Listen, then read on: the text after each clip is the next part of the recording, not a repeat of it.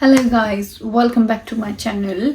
और आज के इस वीडियो में हम बात करने वाले हैं फिजियोथेरेपिस्ट के लिए। This video specially for physiotherapist, उन लोगों के लिए जिन्होंने बीपीटी और एमपीटी किया हुआ है इंडिया से and they want to become a physiotherapist in UK.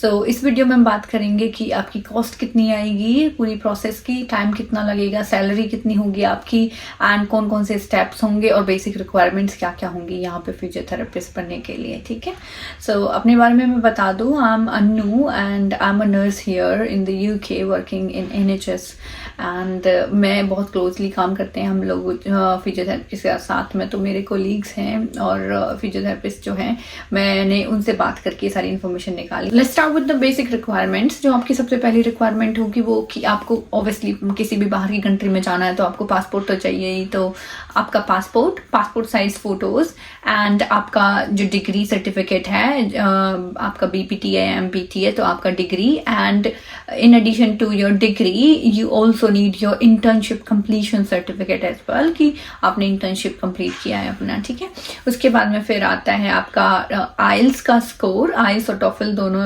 आप कर सकते हो। तो आपको एक इंग्लिश एग्जाम देना पड़ेगा जो मैंडेटरी है if you are from India.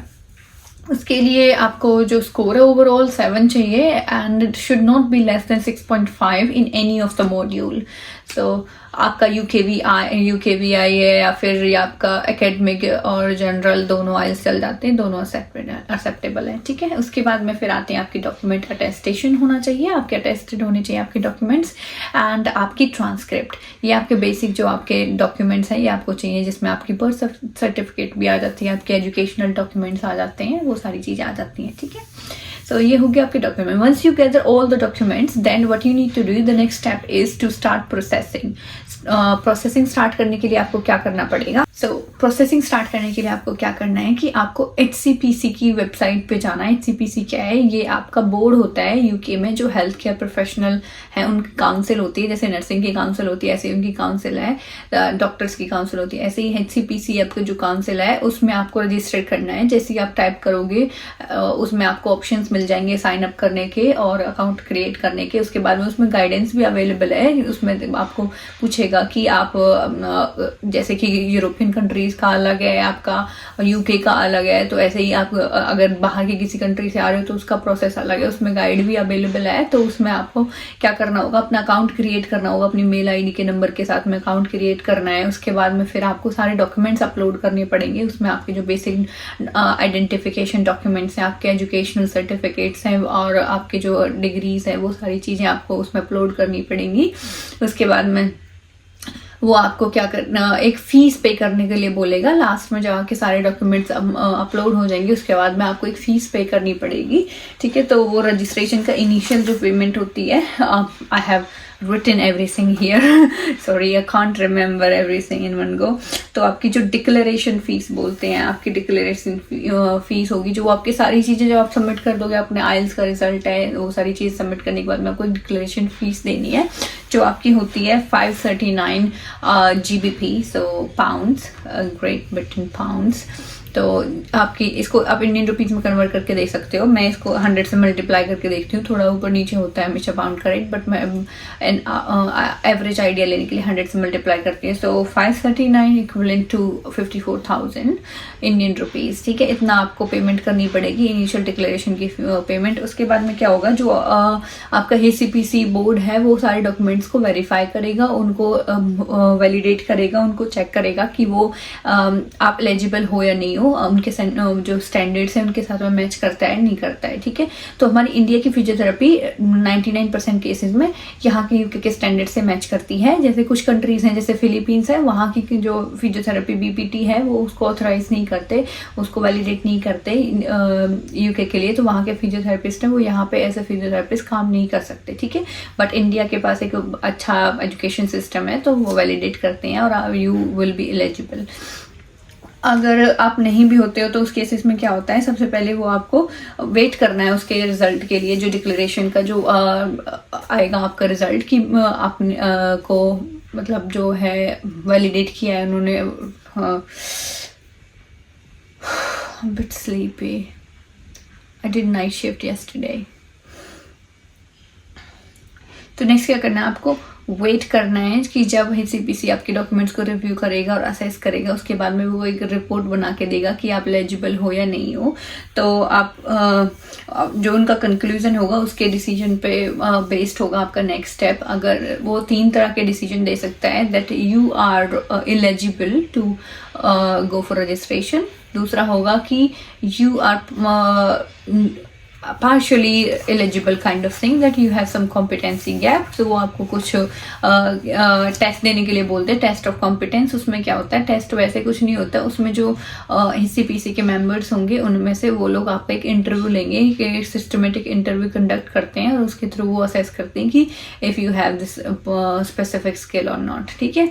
जो थर्ड होगा कि you are not eligible, like I told you about the country, जो जहाँ से फिजियोथेरेपी आपने किया और उन कंट्रीज को एलिजिबल नहीं है, तो वो आपको सीधा बोल देंगे कि यू आर नॉट एलिजिबल। ठीक है। तो आपके पहले दो में से कोई एक हो सकता है। 99% केसेस में आपका होगा कि you will be eligible, you don't have to go for interview. But some time अगर किसी का कॉलेज है जो वो कुछ स्पेसिफिक मॉड्यूल्स को नहीं कराता है, then they might ask you more questions. ठीक है, वो इंटरव्यू ले सकते हैं। उसके बाद में क्या होता है कि जब आपका ये आ जाता है जो आपका दैट यू आर एलिजिबल, तो उसके बाद में फिर आपको एक और ईमेल आएगा। उस ईमेल में आपकी डिटेल्स होंगी सारी कि आपको कैसे फ़ी पे करनी है। जो आपकी नेक्स्ट स्टेप की रजिस्ट्रेशन की फ़ीस है, जो फीस है ये रजिस्ट्रेशन के लिए है कि रजिस्ट्रेशन को रिन्यू करवाएं। इवन आपको ये फीस है जो हर 2 साल के बाद दोबारा से पे करनी पड़ती है।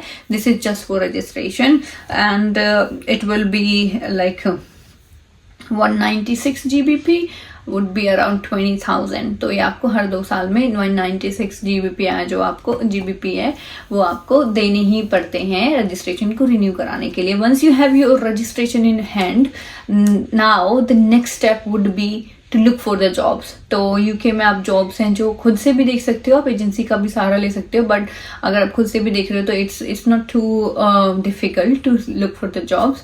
एक ट्रैक जॉब्स करके है जिसपे सारी NHS की वैकेंसीज निकलती हैं, आप डाल के उस पर देख सकते हो। ठीक है, कि आपको उसमें वैकेंसीज दिखा देगा, then you can apply as well. दूसरा आपका है nhsjobs.com, उस पर भी आप देख सकते हो, उस पर भी सारी NHS की जॉब्स होती हैं। एक आता है फिर आपका jobs.nhs.uk, उस पर भी आपको सारी NHS वाली जॉब्स देख सकते हो। मैं सारी जो वेबसाइट्स हैं ये मेंशन कर दूंगी, then you can also check the what's the salary and the requirement for specific jobs. ठीक है, तो अभी आपने जॉब के लिए अप्लाई किया, then you need to prepare for interview. तो मैं बता दूं कि जो इंडिया के फिजियोथेरेपिस्ट हैं जिनको एक्सपीरियंस नहीं है ना, तो उनके लिए क्या होता है कि interview might be bit difficult. तो आप वीडियोस वगैरह देख सकते हो कि कैसे इंटरव्यू में किस टाइप के क्वेश्चंस पूछते हैं, कैसे आंसर करना है, उन सब चीज़ों का। ठीक है, उसके बाद में फिर इंटरव्यू होने के बाद में then your employer will sponsor your visa and आपको COS लेटर देगा। Then you need to just apply for your visa and book your flight and fly to the UK। ठीक है, ये प्रोसेस है जो it might be time consuming, क्योंकि उनके पास बहुत सारे एप्लीकेशंस हैं। स्पेशली वेबसाइट पे दिया हुआ है कि that they have loads of applications pending, so actual time may very. ठीक है, तो वो थोड़ा सा लेंथी हो सकता है प्रोसेस जो अभी अप्लाई कर रहे हैं। ठीक है, and I would like to clear this doubt as well कि अगर कोई फ्रेशर देख रहा है कि वो अप्लाई कर सकते हैं या नहीं कर सकते हैं, you can apply for HCPC registration even if you are a fresher. ठीक है, आपको जरूरत नहीं है एक्सपीरियंस लेने की, but you need to finish your internship. ठीक है, उसके बाद में आते हैं फिर कॉस्ट आपका कितना लगेगा। पूरी प्रोसेस में आपका जो कॉस्ट मेनली है वो आपका IELTS के एग्जाम का लगेगा। आप कोचिंग लेते हो या खुद से करते हो, that's gonna be the different thing. And the basic what's the exam fees is like 14-15,000। ठीक है, तो वो आपका डिपेंड करता है किस कंट्री से आप दे रहे हो। जो IELTS के एग्जाम की फीस है वो 175 से 195 GBP होगी। ठीक है, उसके बाद में फिर आते हैं आपका कि जो रजिस्ट्रेशन वाली फीस है, सिक्योरिटी फीस है, जो आपने पहले देनी है, जो थोड़ी ज़्यादा होगी, 539 या $540 पाउंड्स, 540 पाउंड्स।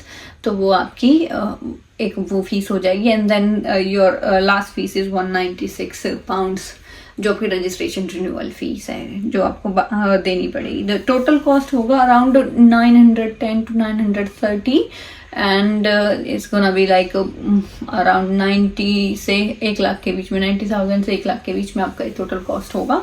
एंड ये डिपेंड कर सकता है, वेरी कर सकता है कि कौन कितनी बार माइल्स क्लियर कर रहा है। अदरवाइज ये आपका टोटल कॉस्ट होने कोई ज़्यादा बड़ी वो नहीं है कि आपको बहुत सारे पैसे भरने पड़ेंगे, ठीक है।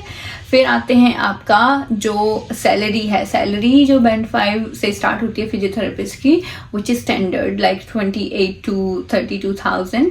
वो डिपेंड करता है कि आप किस एरिया में काम कर रहे हो। लंदन में काम कर रहे हो तो you will be starting from 32 और 34, है ना। उसके बाद में आप कंट्री साइड काम कर रहे हो तो you will be starting from 28,000। And ऐसे ही बैंड इंक्रीज होते हैं, बैंड 6, बैंड 7, बैंड 8, जैसे बाकी प्रोफेशंस में होते हैं, मेडिकल प्रोफेशंस में होते हैं, ठीक है। तो starting salary is equivalent to nurses. And उसके बाद में आता है आपका टाइम। मैंने आपको बता दिया कि अभी टाइम का क्या है, ऑलमोस्ट 4-5 मंथ लगते थे, but now if they have more applications तो 6 से 7 महीने, 6 to 7 months भी लग सकते हैं।